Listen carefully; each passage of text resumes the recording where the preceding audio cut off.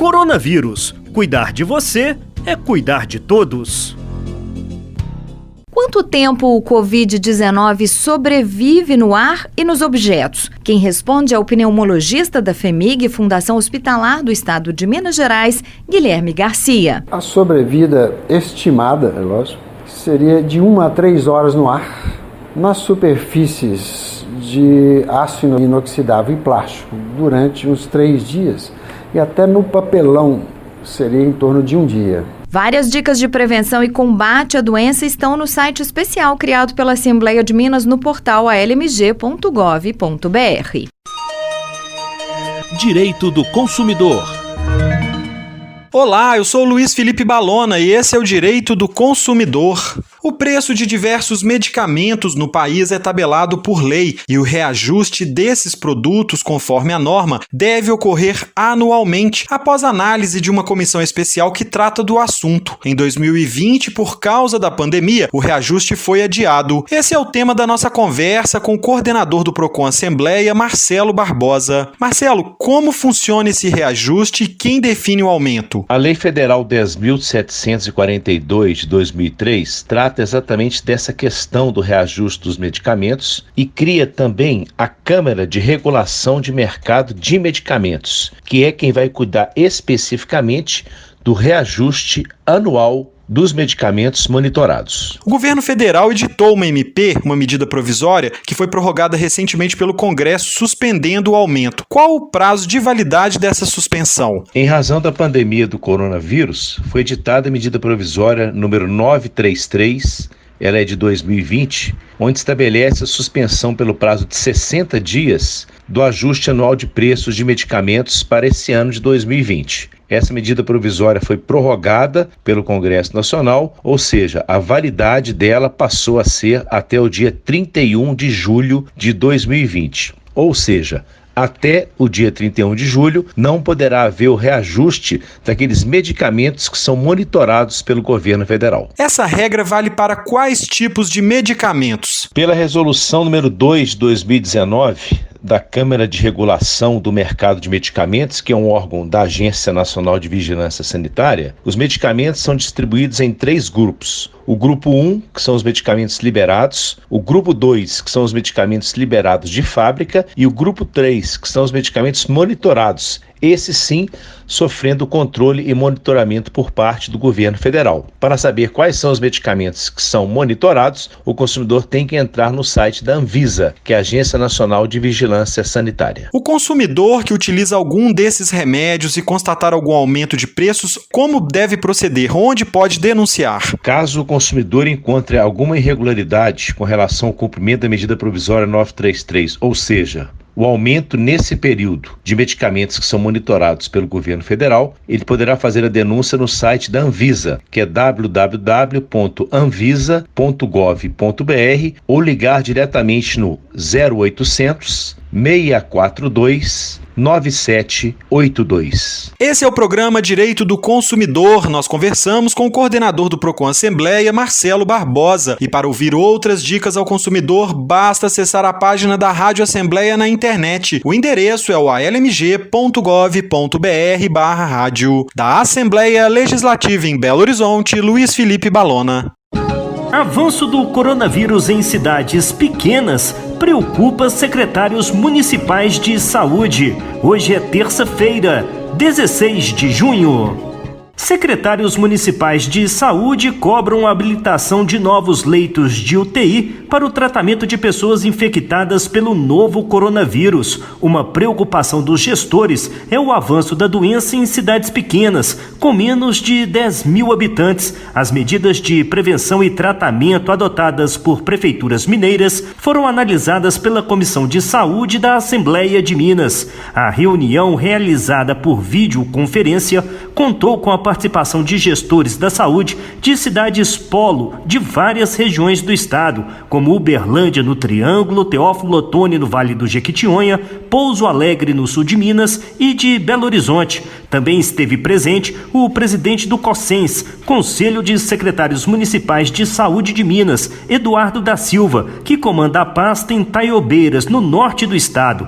Segundo ele, das 573 cidades mineiras com casos confirmados de Covid-19, 60% têm menos de 10 mil habitantes e essas localidades estão sentindo os efeitos econômicos da pandemia. Nós temos um cenário econômico diverso no estado e municípios que dependem basicamente, exclusivamente de transferências governamentais do comércio local. E esse comércio local ele está prejudicado, está fragilizado, porque muitos municípios, quando começa a aparecer o caso, ele tem que fechar todas as atividades econômicas e a partir daí a gente precisa discutir junto com os municípios regionalmente o Plano Minas Consciente. O presidente do COSENS, Eduardo da Silva, também pediu ajuda para a habilitação de leitos de UTI pelo Ministério da Saúde. São 790 processos parados que poderiam aliviar a pressão sobre o sistema hospitalar no interior do estado.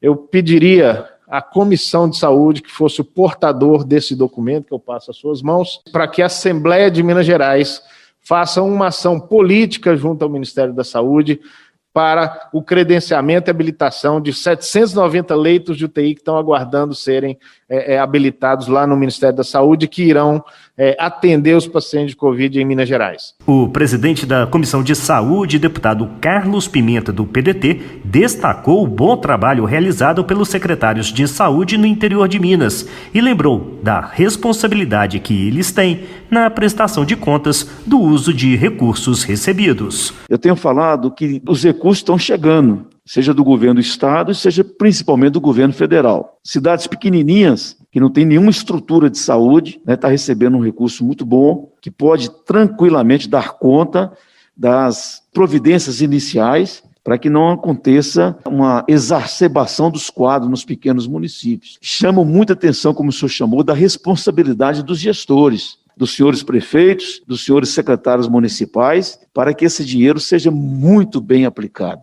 Segundo os últimos dados divulgados pela Secretaria de Estado de Saúde, Minas tem 21.247 casos confirmados de Covid-19 e 481 mortes provocadas pela doença.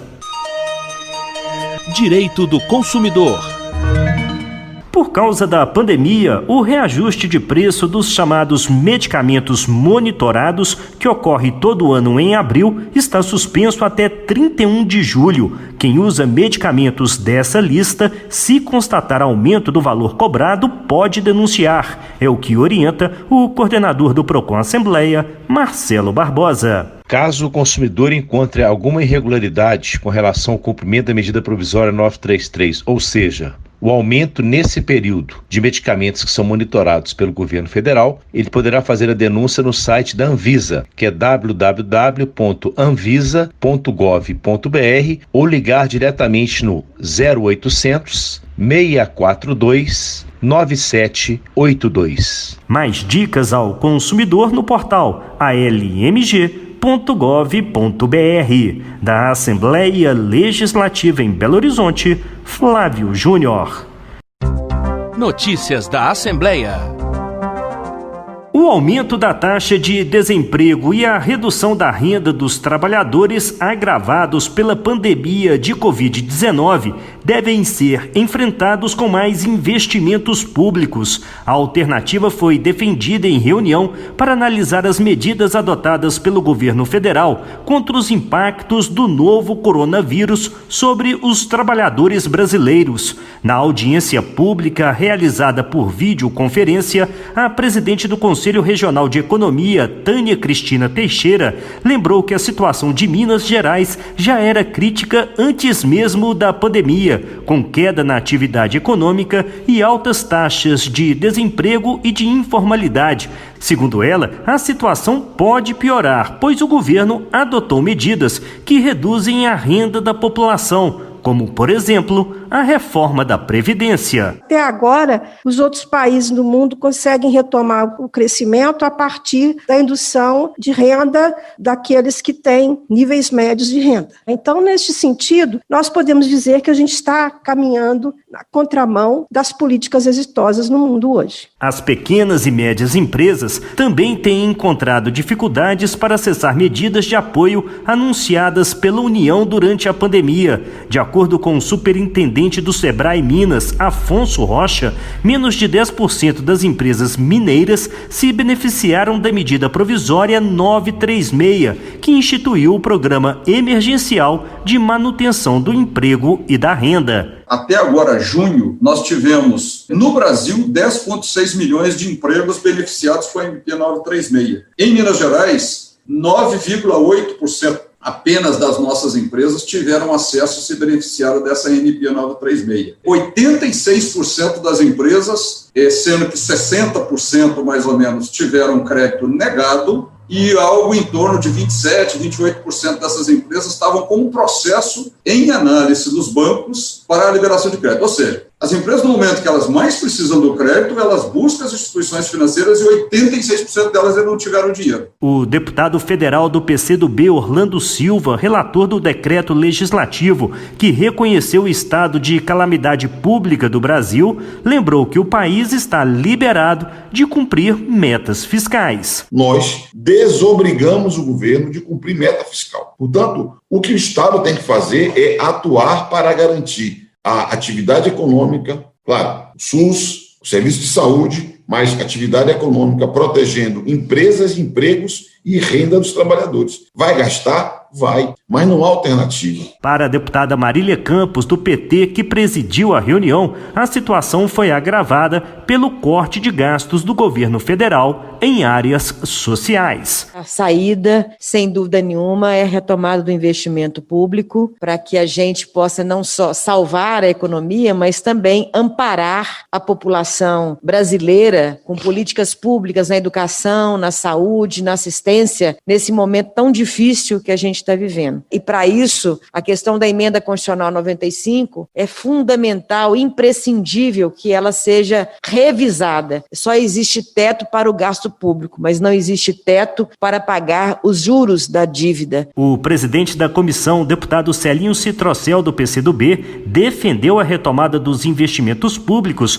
para garantir o emprego e a renda dos trabalhadores. Eu acho que é preciso que o Brasil venha retomar os investimentos públicos em infraestrutura, como obras de rodovias, ferrovias, portos, Projeto Nacional de Desenvolvimento para o Estado, na educação, na saúde, na habitação, na ciência de tecnologia, um projeto de crescimento, de redistribuição de renda e de riqueza. Isso, de fato, é preciso para mudar essa realidade que é tão cruel. Segundo dados do IBGE, Minas Gerais foi um dos 12 estados brasileiros que tiveram um aumento no desemprego no primeiro trimestre de 2020. A taxa de desocupação no estado saltou de 9,5% para 11,5% da população ativa.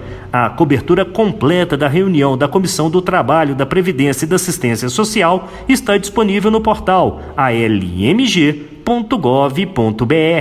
Da Assembleia Legislativa em Belo Horizonte, Flávio Júnior. Jornal Câmara dos Deputados. Pauta do plenário inclui regras trabalhistas especiais durante a pandemia. Frente aponta dificuldades para pessoas com deficiência na crise sanitária. Execução do orçamento destinado a políticas para mulheres não chega a 5%. Boa noite. Estudo realizado pela Consultoria Legislativa da Câmara mostra que menos de 5% do orçamento previsto para as políticas públicas para as mulheres foram efetivamente gastos pelo governo este ano. A reportagem é de Lara Rage. A Lei Orçamentária de 2020 prevê um total de R$ 126.400.000 para as políticas para as mulheres. Mas até o dia 5 de junho, o Ministério da Mulher, da Família e dos Direitos Humanos tinha gasto apenas R$ 5.600.000. Os recursos foram utilizados nos serviços Ligue 180, que recebe denúncias de violência contra a mulher, e no Disque 100, que recebe denúncias de violação de direitos humanos.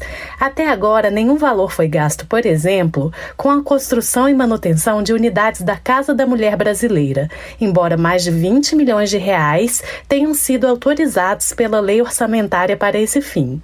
A casa foi idealizada para agregar uma série de serviços especializados para atendimento da mulher em situação de violência, como delegacia, juizado, promotoria e abrigamento de curta duração.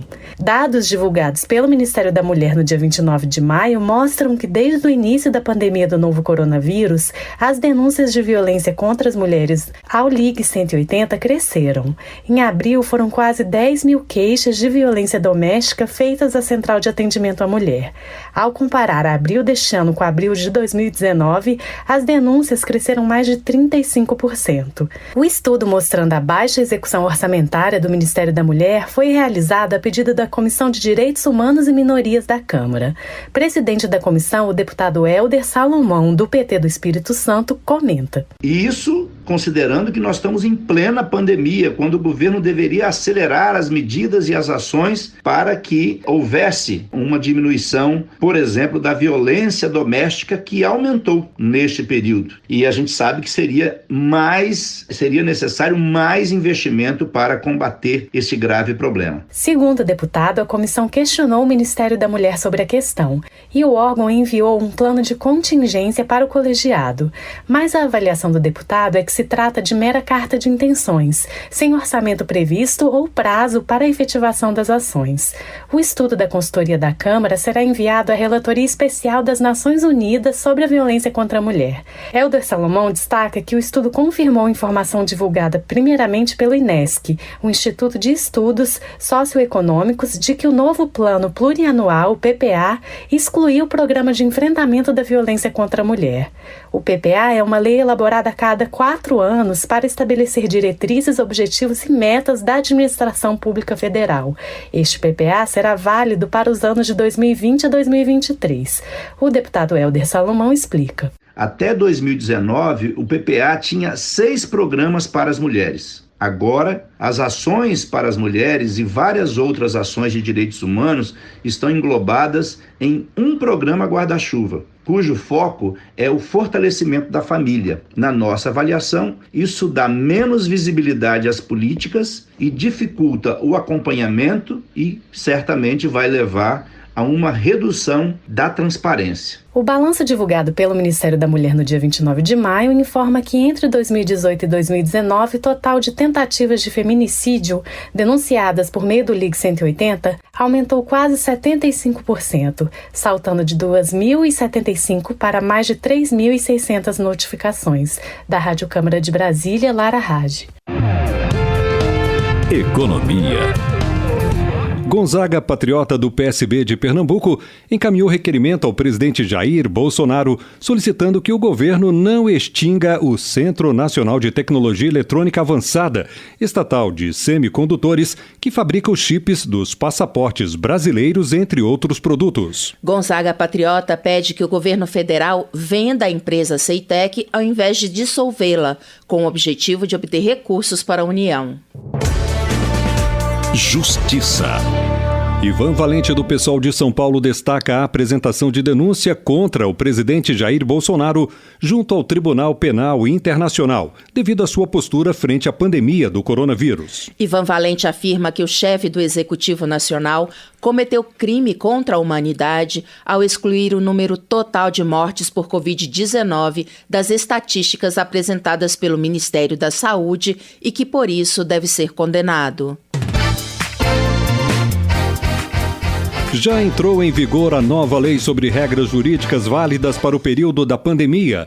Saiba quais são as novidades e quais foram os vetos impostos pelo presidente Jair Bolsonaro a essa nova lei, na reportagem da Silvia Munhato. Entrou em vigor uma nova lei de iniciativa do Congresso Nacional que cria regras transitórias para as relações jurídicas privadas durante a pandemia de Covid-19. Entre outros pontos, a lei determina que até 30 de outubro, a prisão por atraso de pensão alimentícia deverá ser exclusivamente domiciliar. O presidente Jair Bolsonaro vetou 10 outros pontos da lei, como que suspendia o despejo de inquilinos por atraso de aluguel ou fim do prazo de desocupação acordado. O presidente considerou que a medida representava uma proteção excessiva para o devedor e que alguns proprietários dependem da renda do aluguel. O deputado Fábio Trade, do PSD do Mato Grosso do Sul, defende a derrubada do veto pelo Congresso. A liberdade de contratar, ele é realmente um princípio basilar, mas nós estamos em um momento excepcional,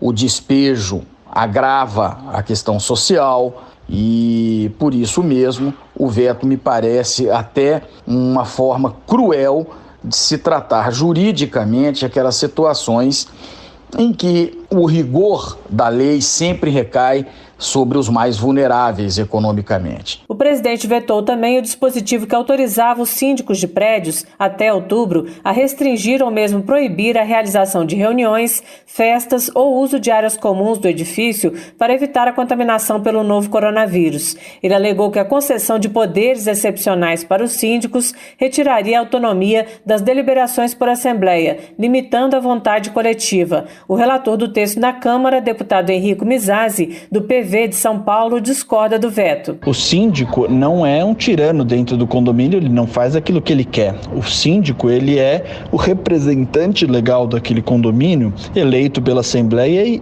Condominial e vinculado a ela.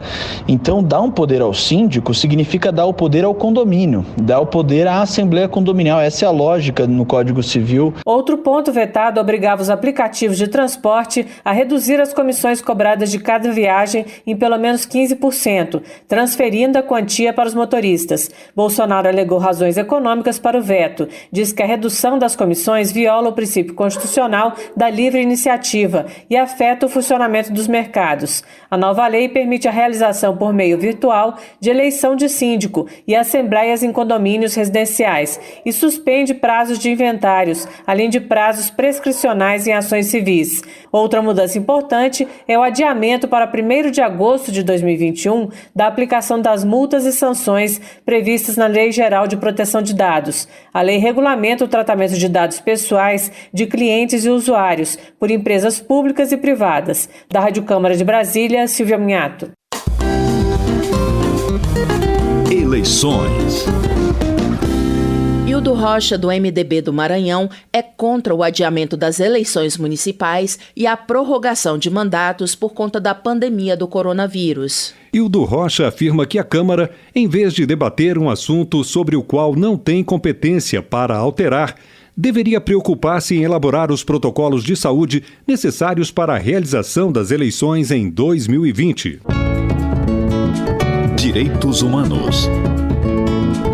Com as atividades suspensas temporariamente por causa do isolamento social imposto pelo coronavírus, a Frente Parlamentar Mista em Defesa das Pessoas com Deficiência decidiu retomar algumas ações de maneira virtual, justamente para ajudar essa parte da população a enfrentar a pandemia. A reportagem é de Cláudio Ferreira. Em entrevista ao programa da Rádio Câmara Painel Eletrônico, a coordenadora da frente, deputada Tereza Nelma, do PSDB de Alagoas, listou algumas dificuldades das pessoas com deficiência neste período. Entre elas, a suspensão do atendimento de muitos fisioterapeutas e terapeutas ocupacionais, a resistência das pessoas com autismo em usar máscaras e a falta de garantia do direito a um acompanhante em caso de internação hospitalar. Segundo a parlamentar, um problema específico atinge a comunidade surda do país. Apesar de a lei brasileira de inclusão prever acessibilidade nas comunicações oficiais, a deputada Tereza Nelma afirma que nem sempre as informações sobre a Covid-19 chegam aos deficientes auditivos, tanto que os integrantes da frente pretendem encaminhar um projeto de lei sobre o tema. Quando tem a acessibilidade no telejornal ou nas comunicações que o governador, o secretário, outras autoridades vão dar notícia do que esse coronavírus, não tem um intérprete, não tem a legenda E o importante, como nós vivemos num país grande, que tem a legenda e o intérprete de sinais. A deputada reconhece que algumas leis que protegem as pessoas com deficiência representam avanços, mas diz que, em termos de ações governamentais, faltam prioridades, investimentos e oportunidades. Um exemplo é a Lei de Cotas, que determina que empresas com mais de 100 funcionários destinem até 5% dos postos de trabalho para as pessoas com deficiência. Sempre a gente observa que vem medida provisória para se diminuir essa cota, para se extinguir essa cota, para que o empresário ele não tenha essa obrigatoriedade. Nós precisamos trazer os auditores fiscais, que graças aos auditores fiscais nós temos conseguido avançar um pouco. Para a parlamentar, outra medida que dificulta o apoio à parcela da população brasileira que tem alguma deficiência é a quebra de autonomia dos Conselhos de Controle Social. Da Rádio Câmara de Brasília, Cláudio Ferreira. Política. Joyce Hasselmann, do PSL de São Paulo, acusa a deputada Carla Zambelli de oferecer vantagens a uma de suas assessoras para fazer parte de uma farsa montada contra ela. Joyce apresentou áudios que revelam a interferência da deputada bolsonarista e alega que o gabinete do ódio do governo tenta armar contra ela. Joyce Hasselmann afirma ainda que o intuito de Carla Zambelli era forjar provas para manipular e provocar uma operação da Polícia Federal. A deputada informa que já encaminhou o caso ao Supremo Tribunal Federal e ao Ministério Público. Em resposta a Joyce Hasselmann, Carla Zambelli, do PSL de São Paulo, disse que vai ser inocentada pela Justiça porque não fez nada de errado.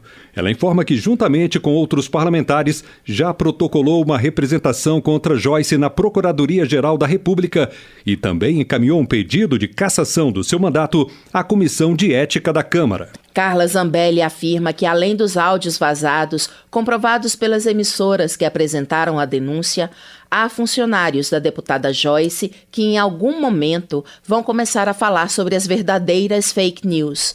Zambelli espera que o assunto permaneça no campo jurídico, uma vez que, nesse momento, é preciso tratar de questões importantes de combate à pandemia.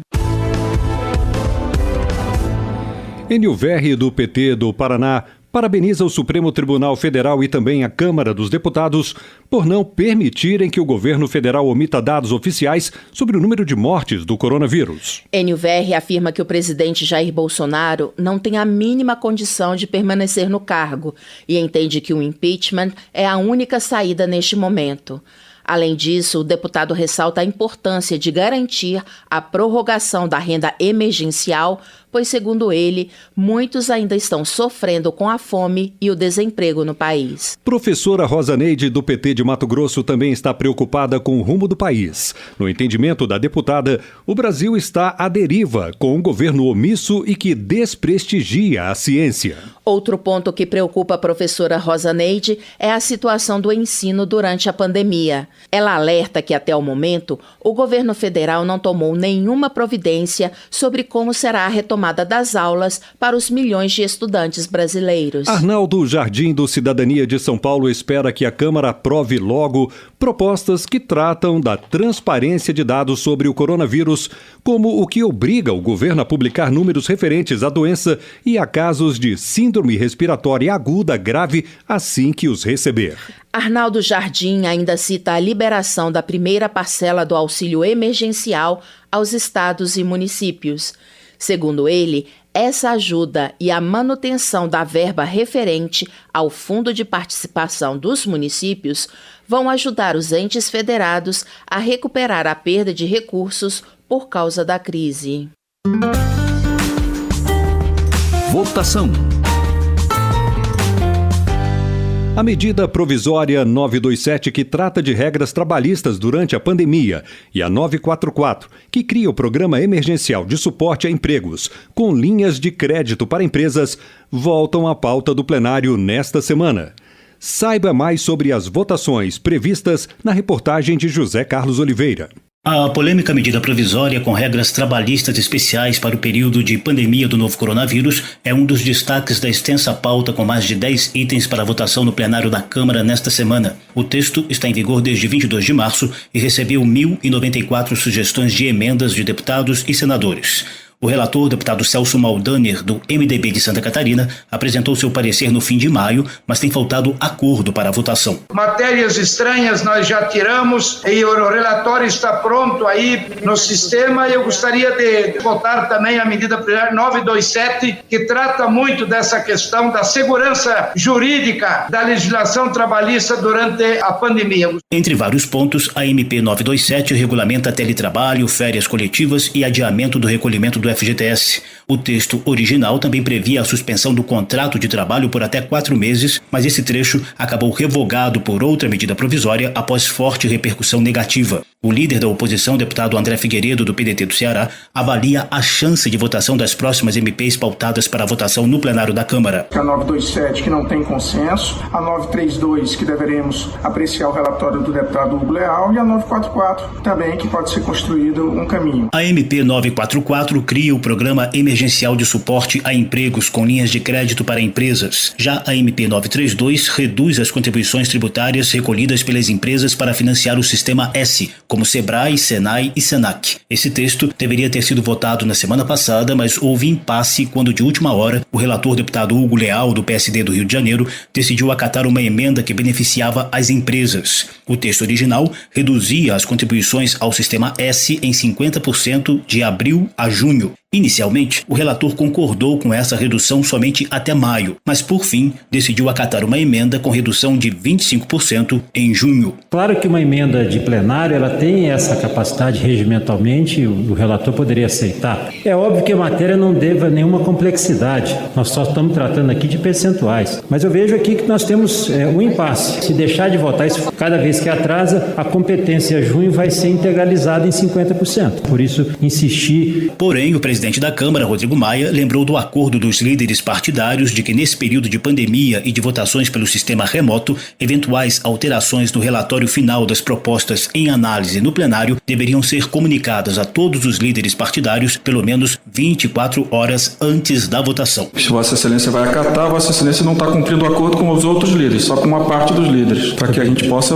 continuar votando com normalidade. Outra medida provisória pautada para essa semana suspende por 2 meses o reajuste de preço de medicamentos. Os deputados também poderão analisar um projeto de lei sobre parcelamento de dívidas de estudantes com FIES, o Fundo de Financiamento Estudantil em universidades privadas, uma proposta de suspensão do pagamento das dívidas dos clubes de futebol e outro projeto que obriga a seguradora Líder a repassar ao Sistema Único de Saúde mais de 4 bilhões de reais da reserva de contingência do DPVAT, o seguro obrigatório que indeniza vítimas de danos pessoais causados por veículos automotores. Da Rádio Câmara de Brasília, José Carlos Oliveira. Termina aqui o Jornal Câmara dos Deputados, com trabalhos técnicos de Everson Urani e a apresentação de Gilberto Carvalho e Luciana Vieira. Uma boa noite. Ouça agora as notícias do Tribunal de Contas da União. A Voz do Brasil estará de volta amanhã. A todos, boa noite. Minuto do TCU.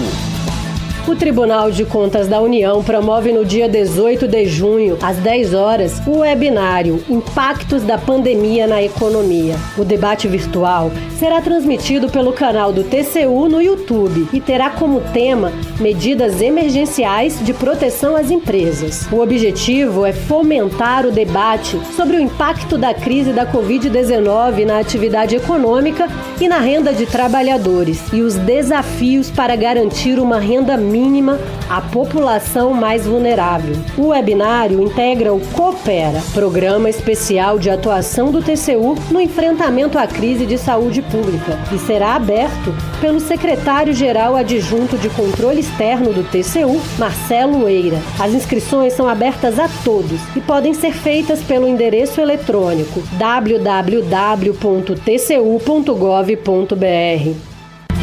TCU, fiscalização a serviço da sociedade.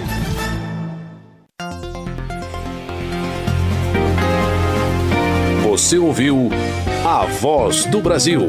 Boa noite.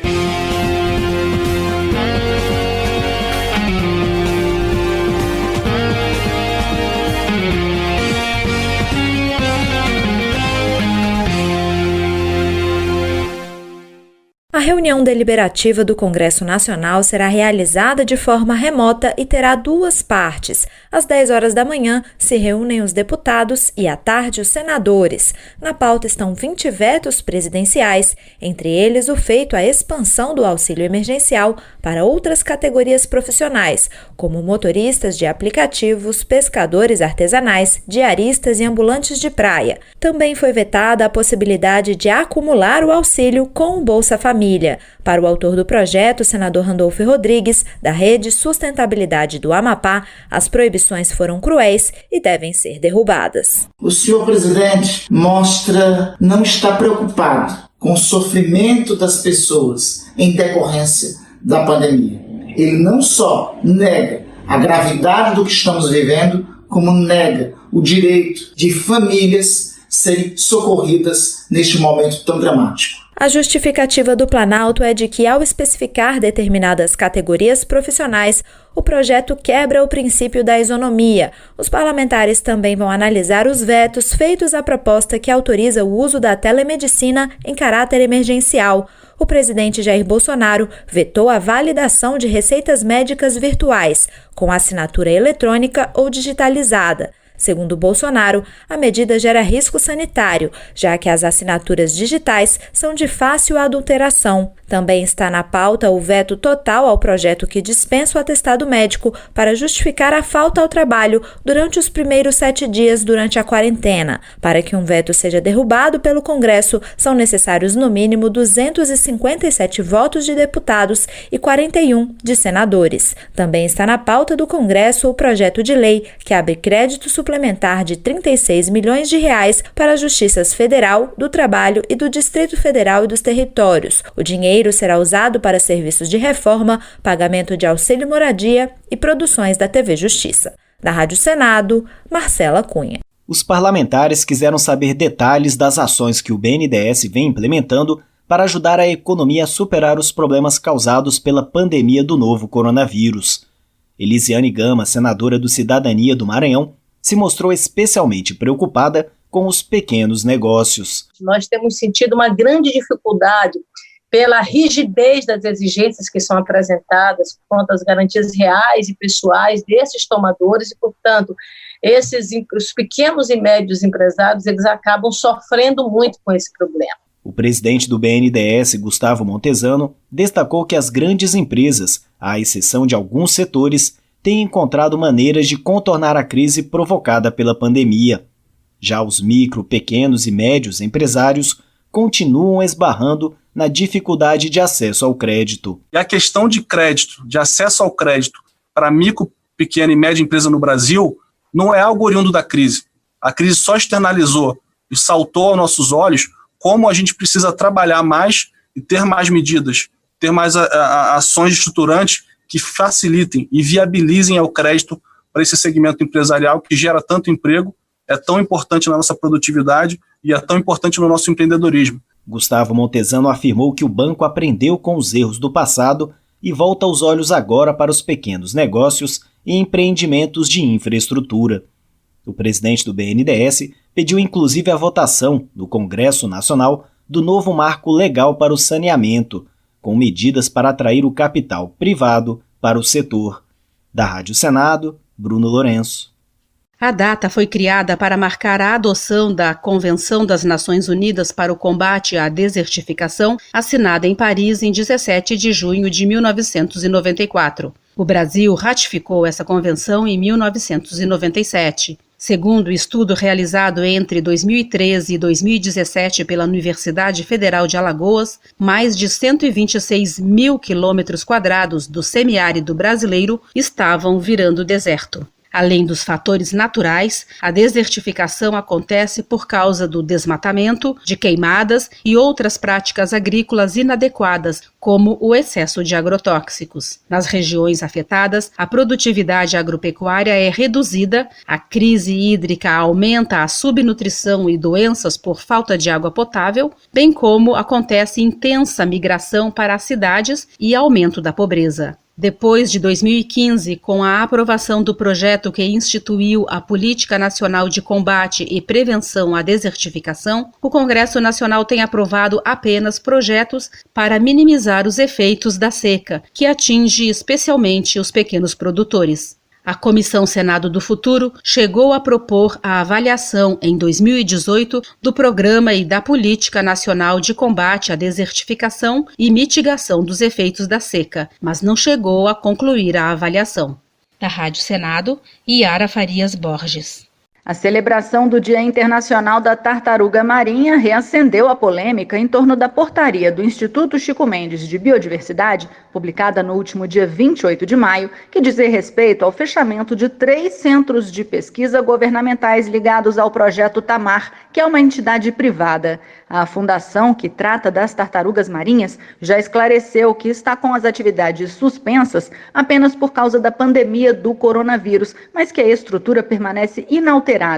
E o Ministério do Meio Ambiente também soltou nota explicando que era apenas uma atualização de endereço de bases avançadas do ICMBio.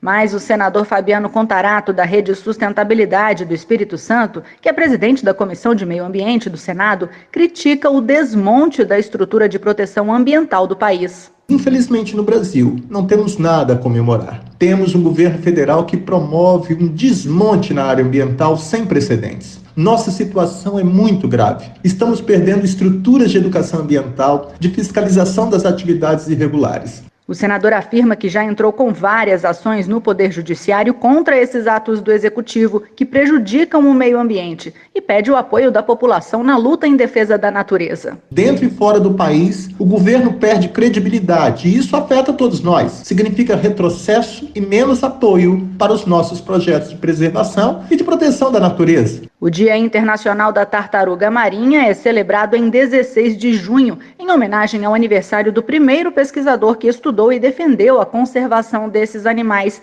ainda na década de 50, na Costa Rica, o biólogo Art Carr.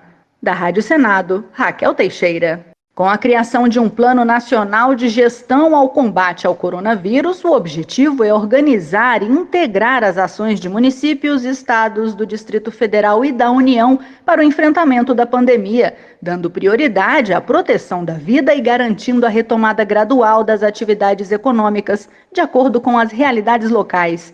O projeto ainda prevê a criação de uma rede de voluntários, além de um portal exclusivo com informações atualizadas em tempo real sobre atividades de combate ao problema sanitário. O autor, Rodrigo Cunha, do PSDB de Alagoas, que é presidente da Comissão de Transparência, Governança, Fiscalização e Controle e Defesa do Consumidor do Senado, pede urgência na tramitação do texto. É papel do Senado apresentar saídas para que precedentes perigosos e que trazem prejuízo à sociedade não se consolidem. Por um lado, o projeto busca evitar que informações que são vitais nesse momento sejam ocultadas. E por outro lado, exige que a União assuma de fato uma estratégia de enfrentamento desta dramática crise, com maior integração das demais unidades da Federação. O senador critica a tentativa do governo de ocultar informações sobre a crise da Covid-19. As comunicações, que no início da pandemia eram irretocáveis do ponto de vista da transparência, deixaram de conter importantes dados, como, por exemplo, o número acumulado de casos e mortes, falhando em informar integralmente a real situação dessa terrível doença que assola todo o nosso país. Esses dados são fundamentais para que os governos estaduais e municipais